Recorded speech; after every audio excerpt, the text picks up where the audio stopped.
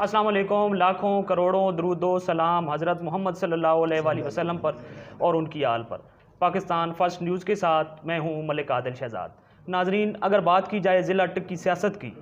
اور عوام کی خدمت کی تو سردار سلیم حیدر خان کا نام سر فہرست ہے۔ سردار سلیم حیدر خان وہ شخصیت ہیں عام عوام کو جن سے ملاقات کے لیے کسی سیاسی اور کھڑپینچ کی سفارش کی ضرورت نہیں ہوتی۔ سردار صاحب، آپ کا بہت بہت شکریہ۔ سب سے پہلے تو میں آپ کو مبارکباد بھی پیش کرتا ہوں، special assistant to prime minister on overseas Pakistanis. سردار صاحب، سب سے پہلے تو آپ یہ بتائیے گا، چونکہ آپ نے اوورسیز پاکستانیز کا قلمدان گزشتہ دنوں سنبھالا ہے، اوورسیز پاکستانیوں کو جو مسائل ہیں، پچھلی حکومت نے دعوے تو بہت کیے لیکن اس عملی اقدامات کوئی نہیں کیے، تو آپ سر اس حوالے سے کیا اقدامات کریں گے؟ بسم اللہ الرحمن الرحیم۔ ملک عادل صاحب، میں آپ کا شکر گزار ہوں کہ آپ نے مجھے موقع دیا اور اچھے لفظوں میں میرا انٹروڈکشن کرایا آپ نے۔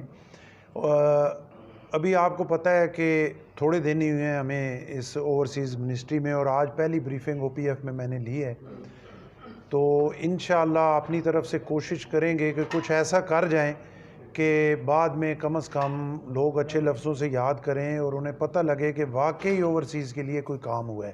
یہ نہیں، ابھی آج میں نے پہلی بریفنگ لی ہے تو وہاں پہ اپنے جو ہمارے افسران ہیں ان سے میں نے یہی بات کی ہے کہ کوئی کریڈٹ لینے کی مجھے کوئی خواہش نہیں ہے، بلکہ میں ایسا کام کرنا چاہتا ہوں جس کی وجہ سے لوگوں کو بھی ریلیف ملے، ملک کی بہتری میں بھی حصہ ڈالا جائے اور اللہ بھی راضی ہو کہ جو ہمارے بیچارے غریب مزدور یا ہمارے پاکستانی دھکے کھا رہے ہیں ان کے لیے کچھ ہم کر سکیں۔ تو اس میں وہاں پہ جو بریفنگ میں مجھے بتایا گیا، اب جیسے پی ٹی آئی میں اور ہم میں یہ فرق ہے کہ انہوں نے صرف ایک ڈھنگوسلہ بنانا ہے اور صرف لوگوں کو بیوقوف بنانا ہے۔ جیسے وہ آئے انہوں نے کہا جی قیدی چھڑانا ہے، قیدی چھڑانے ہیں، تو قیدی تو کوئی بھی نہیں اس سے چھوٹا، لیکن اب صرف جو ڈرائنگ روم میں بیٹھ کے یا اے سی پہ بیٹھ کے وہ ساری یہ عوام کی بات کرتے ہیں تو انہیں عوام کے مسائل کا نہیں پتہ۔ ہم اگر فیلڈ میں ہیں، ہم ایک پروسیس سے گزر کے آ رہے ہیں، آپ اس کے گواہ ہیں، تو ہمیں پتہ ہے کہ جو قیدی چھڑانے ہیں ان کا طریقہ کیا ہے قیدیوں کو چھڑانے کا۔ اب اگر ایک کوئی 302 کا قیدی ہے سعودی عرب میں یا قطر میں یا کسی بھی ملک میں، آپ کہیں میں نے اس کو چھڑانا ہے، اس کو کون چھوڑے گا؟ وہ تو کسی صورت میں آپ نہیں چھڑا سکتے۔ یا کوئی ڈرگز کا قیدی ہے جس نے کوئی 5 کلو 10 کلو ہیروئن لے کے گیا ہے، آپ کہیں میں نے اس کو چھڑانا ہے، وہ کیسے چھڑا سکتے ہیں آپ ان کو چھڑا سکتے ہیں جو بیچارے چھوٹے چھوٹے، کوئی پاسپورٹ کا مسئلہ ہے چھوٹا سا، یا کوئی چھوٹی سی وائلیشن انہوں نے کر دی ہے کسی دوسرے ملک میں اور وہ وہاں پہ پڑے ہوئے ہیں اور ان کو پوچھنے والا کوئی نہیں ہے، تو وہ جو قیدی ہیں ان کو ہم چھڑا سکتے ہیں، ان کے لیے ہم جدوجہد کر سکتے ہیں۔ لیکن جو اپنا کسی بڑے جرم کی وجہ سے کسی جیل میں ہے، اگر ادھر ہمارے پاس کوئی 302 کا ہے اور کوئی کہے کہ اس کو چھوڑ دیں تو عدالت کہاں اسے چھوڑ سکتی ہے؟ تو یہ مثال دینے کا میرا مقصد یہ تھا کہ ہم نے پراپر کام کرنا ہے، ہم نے صرف ڈھول نہیں مارنا کہ ہم یہ کریں گے یہ کریں گے، ہم جو کریں گے وہ اللہ کے فضل و کرم سے نظر آئے گا۔ سردار صاحب، یہ بتائیے گا کہ چونکہ آپ اس سے قبل بھی فیڈرل منسٹر رہے اور ضلع اٹک میں سوئی گیس اور بجلی کے بے شمار منصوبے جو ہیں وہ آپ کے دور حکومت میں پایہ تکمیل کو پہنچے۔ اگر ہم ماضی کی بات کریں تو ملک کے وزیر اعظم اور ڈپٹی وزیر اعظم بھی ضلع اٹک سے منتخب ہو کر بنے، اور ہر کابینہ میں ضلع اٹک سے 2 سے 3 نمائندے کابینہ میں موجود ہوتے ہیں، لیکن سردار صاحب کیا وجہ ہے کہ ضلع اٹک آج بھی ایک پسماندہ ضلع ہے اور اس کی پسماندگی دور نہ ہونے کی وجوہات کیا ہیں؟ دیکھیں، اس کی پسماندگی دور ہونے کی وجوہات یہ ہیں کہ جو عوامی نمائندے اٹک کی نمائندگی کرتے رہے ہیں وہ نااہل ہیں، وہ ذاتی مفاد کے لیے کرتے رہے ہیں۔ 8 سے 13 تک دیکھیں، میں تو پہلی بار ایم این اے بنا، میرا تو کوئی بیک گراؤنڈ بھی نہیں تھا، پارٹی کی مہربانی ہے انہوں نے مجھے عزت دی، بالکل۔ اور 8 سے 13 جو حسن عبدال فتح جنگ جو میری کانسٹیچوئنسی ہے اس میں آپ دیکھیں تو 54 دیہات ہیں، 54 دیہات جن کو سوئی گیس کی فراہمی ہوئی، کروڑوں روپے کے ٹرانسفارمرز اور واپ ڈب کی اپ گریڈیشن ہے، اور غالباً 1000 سے اوپر ولیج الیکٹریفیکیشن کی سکیمیں ہیں جو ہم نے دیں۔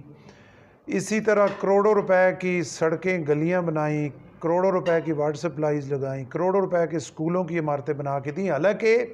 واٹر سپلائی، اسکول، گلیاں، لوکل روڈ یہ وفاقی گورنمنٹ کے انڈر نہیں تھے، یہ پنجاب گورنمنٹ کے تھے، وہ میری ذمہ داری نہیں تھی، لیکن میں نے ان میں بھی اپنا حصہ ڈالا. اور 8 سے 13 کے بعد آپ دیکھ لیں کہ اٹک میں 13 سے 2022 تک جو اٹک ہے اس کو کھنڈر کر دیا گیا ہے. پہلے شوکت عزیز کے ٹائم میں بھی پی ٹی آئی کی طرح جو ہے وہاں پہ یہ ڈھول مارا گیا, بڑے کام ہو رہے ہیں, بڑے کام ہو رہے ہیں, لیکن ہم اگر وہ گنے تو ہمیں کسی جگہ, میں کہتا ہوں کہ ان 12 سالوں میں جو ہے غالباً پورے اٹک میں 20 دیہات کو جو ہے وہ سوئی گیس کی فراہمی نہیں ہوئی. میں نے 5 سال میں 54 دیہات کو دی. تو حالانکہ وہاں پہ سٹنگ پرائم منسٹر تھے اور ضلع ناظم تھے, مشرف کے دور میں وہ سیاہ و سفید کے مالک تھے. اسی طرح 13 سے 22 تک جو ہے فیڈرل منسٹر تھے, صوبائی منسٹر تھے, ایک پارٹی سے تھے, تو انہوں نے ضلع کے لیے کچھ نہیں کیا. ہماری بدقسمتی ہے اور ہمارا دل خون کے آنسو ہوتا ہے کہ پنڈی ڈویژن میں اگر سب سے کھنڈر ضلع ہے تو وہ اٹک ضلع ہے, اور اس کے جو ذمہ دار ہیں لوگوں کو پتہ ہے, عوام کے سامنے ہے. ہمیں جو اللہ نے ٹائم دیا 8 سے 13 تک, وہ ایک سنہری دور تھا کہ حالانکہ وہ گورنمنٹ بی جی تھی, وہ کوئی اتنی تکڑی گورنمنٹ نہیں تھی, 2 4 10 ووٹوں سے ہم بنے ہوئے تھے. پنجاب میں ہماری مخالف گورنمنٹ تھی, ہم اس طرح کام بھی نہیں کر سکتے تھے. اس 8 سے 13 کے علاوہ پہلے ان صوبائی قومی دونوں گورنمنٹس ان کی اپنی تھی, 13 سے 22 تک دونوں گورنمنٹس ان کی اپنی تھی, لیکن انہوں نے کچھ نہیں کیا. تو اٹک کی عوام کو پتہ ہے کہ اٹک کی پسماندگی کا ذمہ دار کون ہے. سردار صاحب سوالات تو بہت سارے ہیں لیکن ٹائم کی کمی کی وجہ سے, تو سر میں چند منٹوں میں اپنا پروگرام جو ہے وہ وائنڈ اپ کروں گا. سر ایک تو ضلع اٹک کی 3 تحصیلیں, تحصیل فتح جنگ, تحصیل جنڈ اور تحصیل پنڈی گیب, انتہائی پسماندہ تحصیلیں ہیں.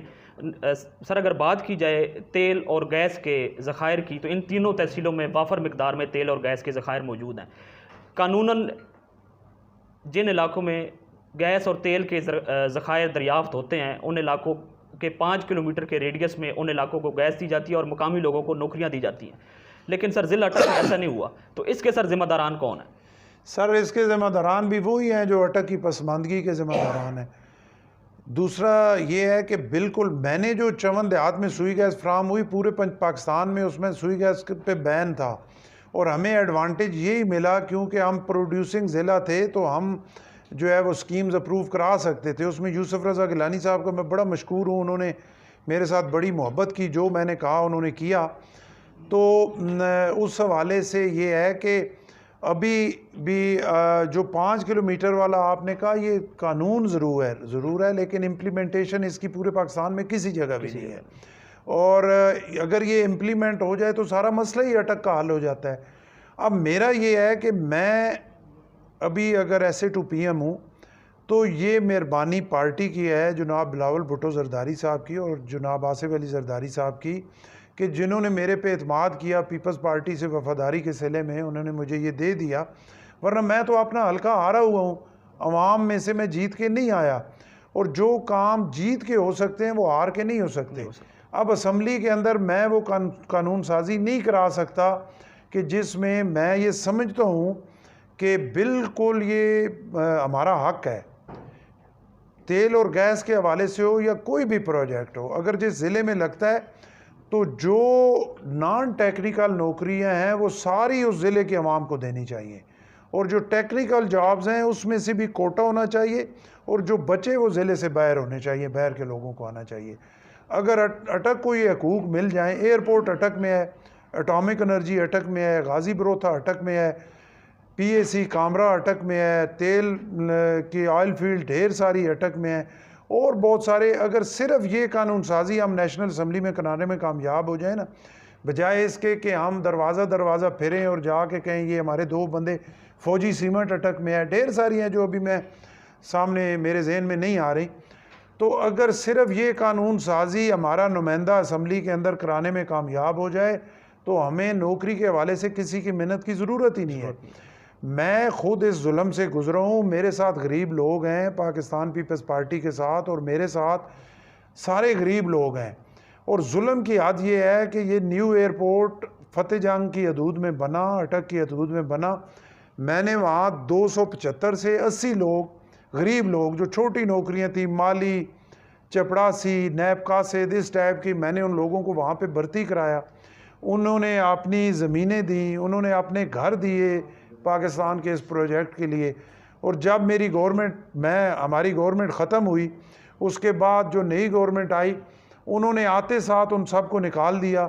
اور جو نئی بھرتی نیو ایئرپورٹ پہ ہوئی، کوئی کراچی سے آ گیا، کوئی لاہور سے آ گیا، کوئی کوئٹہ سے آ گیا، لیکن فتح جنگ کے لوگوں کو نیب قاصد کی نوکری وہاں پہ نہیں ملی۔ کراچی لاہور والے ہمارے بھائی ہیں، ان کو ہم ویلکم کرتے ہیں، لیکن پہلا حق اٹک کے لوگوں کا ہے، فتح جنگ کے لوگوں کو ہے۔ تو اس سارے مسئلے کا حل یہ ہے کہ اگر ہم یہ اسمبلی میں پاس کرانے میں کامیاب ہو جائیں اور ہمارا نمائندہ تکڑا ہو، اس کی ٹانگوں میں اتنا زور ہو کہ وہ اپنے لوگوں کے لیے کھڑا ہو سکے، تو یہ نوکری کے مسائل ہمارے حل ہو سکتے ہیں۔ سردار صاحب، میرا آپ سے آخری سوال یہ ہے کہ آپ کا شمار پاکستان پیپلز پارٹی کے پرانے اور سینئر اور مرکزی رہنماؤں میں ہوتا ہے، تو آپ چونکہ بی بی بے نظیر بھٹو شہید صاحبہ کے ساتھ بھی منسلک رہے، تو ان سے سر ان کے ساتھ گزری یادیں جو ہے وہ ہمارے ناظرین کے ساتھ شیئر کیجیے۔ دیکھیں، گزارش یہ ہے کہ بی بی کے ساتھ میری جو یادیں میں کچھ زیادہ لمبا ٹائم نہیں رہا، کیونکہ میں 97 میں آپ کو پتہ ہے ضلع کونسل کا الیکشن لڑا، اس ٹائم انڈیپینڈنٹ لڑا، پیپلز پارٹی میں آ گیا، حالانکہ اس ٹائم جیتی نون تھی، چیئرمین نون کا بنا، لیکن میں ہاری ہوئی پارٹی میں آیا کیونکہ میں سمجھتا تھا کہ یہ پارٹی بہتر ہے، غریب عوام کا جو یہ بات کر سکتی ہے دوسری پارٹی نہیں کر سکتی۔ 97 میں آیا، 2002 میں پنڈی گیب والے حلقے میں کینڈیڈیٹ نہیں تھا، میرے کسی دوست نے میری اپلیکیشن بھیج دی، مجھے پارٹی کا ٹکٹ مل گیا، پنڈی گیب کے لوگوں نے مہربانی کی، مجھے 38,000 ووٹ دے دیے۔ اس کے بعد 2004 میں بی بی شہید کے پاس گیا لندن میں، وہاں میری ملاقات نہ ہو سکی۔ وہاں سے واپس آ کے میں نے اپنے کسی حوالے سے بی بی سے ٹائم لیا، لندن سے واپسی پہ انہوں نے مجھے دبئی میں ٹائم دیا، ان کے پاس میں گیا، میری ملاقات ہوئی، 1.5 گھنٹہ انہوں نے مجھے اپنے پاس بٹھایا، بڑے سینئر لوگ بیٹھے ہوئے تھے، نثار کھوڑو صاحب اور مختلف، لیکن بی بی نے مجھے جب میں اندر داخل ہوا میرے احترام میں کھڑی ہو گئی، مجھے ویلکم کیا، حالانکہ میں بہت چھوٹا سا بندہ تھا، اور اپنے ساتھ بٹھایا، میرے سے پورا ڈسکس کیا۔ شروع سے میری عادت ہے کہ میں سچی بات کرتا ہوں، میرے سے دو نمبری یا جھوٹ لیڈرشپ کے سامنے کیا عوام کے سامنے نہیں ہو سکتا۔ بہت ساری باتیں ایسی تھیں اٹک کے حوالے سے جو ان کے پاس اور لکھی ہوئی تھیں، میں جو اوریجنل وہ اور تھیں، انہوں نے میرے سے ضد کی کہ یہ ہے، میں نے کہا نہیں یہ نہیں ہے بی بی، اصل میں یہ ہے۔ پھر انہوں نے جو ہے اس میں نے ان سے کہا کہ جی مجھے آپ جو یہ شوکت عزیز والا حلقہ ہے، میں صوبائی اسمبلی آ رہا ہوا ہوں، لیکن میرا اوریجنل حلقہ یہ بنتا ہے NA59، اس میں مجھے نیشنل کا ٹکٹ دیں تو میں یہ جیت جاؤں گا۔ بی بی نے مجھے کہا کہ یہ تو جو ہے شوکت عزیز کا حلقہ ہے، یہ تو میجر طاہر صادق کا حلقہ ہے، آپ ادھر سے کیسے جیتیں گے؟ تو میں نے کہا جی بی بی اس میں کوئی لاجک نہیں ہے میرے پاس، میں آپ کو ثابت نہیں کر سکتا کہ میں کیسے جیتوں گا، لیکن میں ایک ورکر ہوں، اگر آپ میرے پہ اعتماد کریں تو یہ الیکشن میں جیت جاؤں گا۔ بی بی نے کہا اس پہ غور کرتے ہیں، دیکھیں لیڈر یہ ہوتا ہے، اس طرح لیڈر ہوتا ہے۔ اور پھر مجھے کوئی 6 مہینے بعد دبئی سے کال آئی کہ بی بی کہہ رہی ہیں، میں گاؤں میں اپنی، مجھے آج بھی یاد ہے اور مجھے بتانے میں یہ کوئی عار بھی نہیں ہے کہ ایک ٹوٹی ہوئی چارپائی تھی جس پہ میں لیٹا ہوا تھا، میرے ساتھ میرے 2 ملازم بیٹھے ہوئے تھے، رات کو 8 بجے اور سگنلز بھی کم آتے تھے۔ مجھے دبئی سے کال آئی تو بھاگ کے میرے ڈیرے کی جو دیوار سے اس کے اوپر کھڑے ہو کے میں نے سنا، تو مجھے انہوں نے کہا کہ بی بی کہہ رہی ہیں کہ ہم نے کبھی یہ نہیں کیا کہ کسی کو پہلے اناؤنس کریں کہ یہ ٹکٹ ہو گیا، ہم ٹائم پہ اناؤنس کرتے ہیں، لیکن آپ پہ بی بی کہہ رہے ہیں آپ نے جو باتیں کی ہیں مجھے اس پہ اعتماد ہے